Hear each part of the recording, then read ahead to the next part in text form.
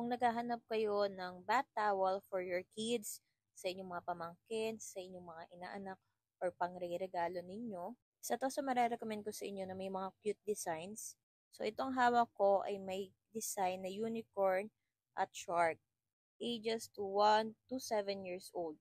Kasi kapag beyond ages na po na yun, or lagpas na ng 7 years old, syempre medyo malaki na yung kids, and hindi na kasya sa kanila yung ganitong tuwalya.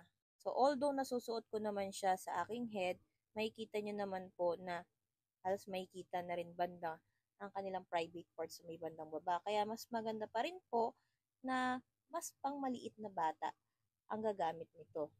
So, mas maganda talaga nakabukod yung tuwalya ng ating mga anak. At ito naman po ang tuwalya ng panglalaki. So, marami naman silang cute designs. Itong dalawa lang na to ang napili ko.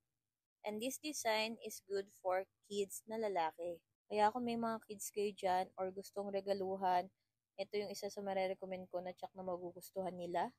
So, mas magugustuhan din nila ang kanilang bath time. Dahil meron silang mga cute at lovable design na tuwalya. If you will ask me kung absorbent po ba siya, yes, absorbent po siya. Marami kayong designs sa pagpipilian at kung gusto nyo ng ganitong items, you can check my basket guys.